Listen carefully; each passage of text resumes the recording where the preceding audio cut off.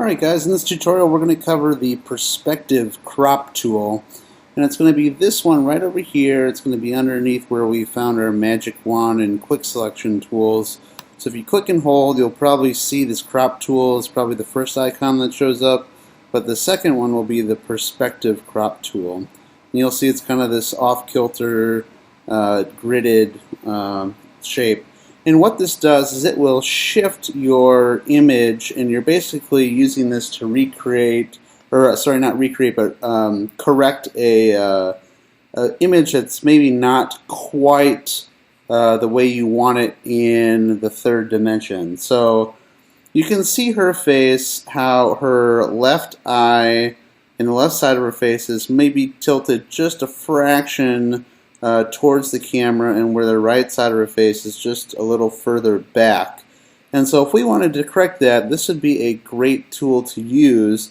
If you're familiar at all with perspective warp or some of the transform tools, then you'll probably recognize what this tool is going to do.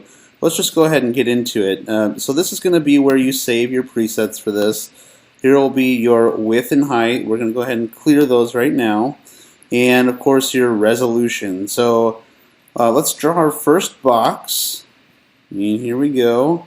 And there we go. It's up there. And we have our grid shown, so you can make sure that everything's in the right composition and proportion that you want. Maybe just a little bit more this way.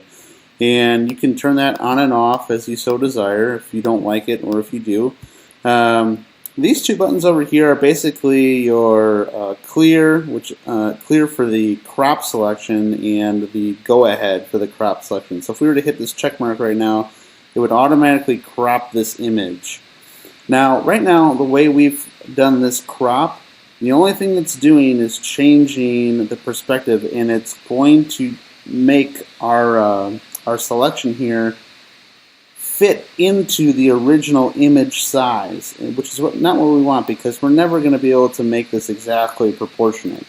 So what we're going to want to do is play with these pixels in inch or pixels in centimeters for a resolution. Go ahead and type in 300 there to get the maximum. And we're going to go over here and play with this a little bit. And I'm going to just show you what this does here. If I were to warp this image this way and get this perspective of her face. So I'm going to go ahead and hit go ahead. And you see what it did? It took the furthest point and it made it as close as it could. It's kind of funny looking. It does not look good with a big lip like that. And the top, which is the furthest point away, was kept the most in perspective. So if we go ahead and Command Z, we'll go back to the original. See, she doesn't look like that. And let's say we are able to just do a normal square selection and commit to it. So really not that bad. It hasn't ruined our image. It's just cropped it just like it normally would with our crop tool like we were doing before. So if we Command Z and go back, I kind of want to get something in perspective here for you. So we can actually do this, where we draw our perspective. You see how that happened? And then we can rotate our perspective. You see how the 3-dimension is really showing up now? Okay, so let's say we wanted this as our perspective, and we drag this over, and let's go ahead with this selection. It's taking some time thinking, and I have a fast computer too. So you see it really warped her face, not at all the way that I wanted it to. So be careful with this tool. I'm going to go ahead and go back.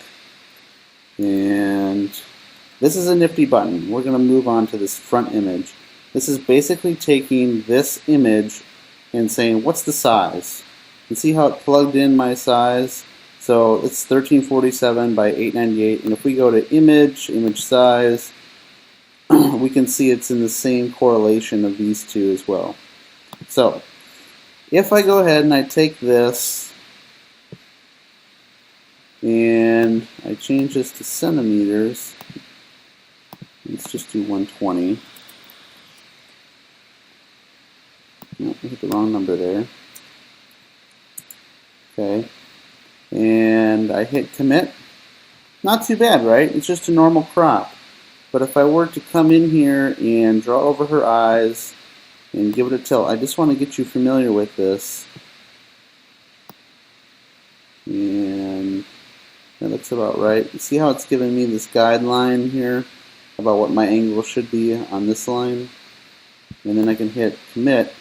You'll see that it'll shift my perspective. So if you're messing with architectural photography and you got a fisheye lens, this may be a good way to correct your image. And of course, you always have the option to come up here and put in your own spacing here. So if I wanted this at 900 and I wanted my height shift to be at 820, or maybe I wanted to flip-flop the two, you say you can flip-flop them, I can go ahead and commit to that.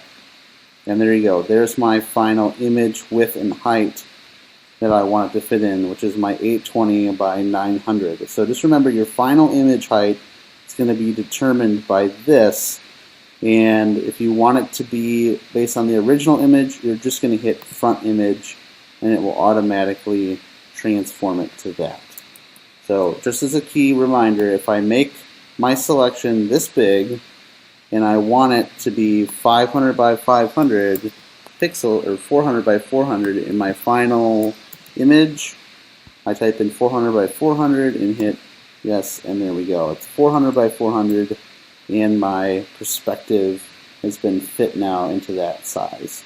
And that's pretty much it for the perspective crop tool.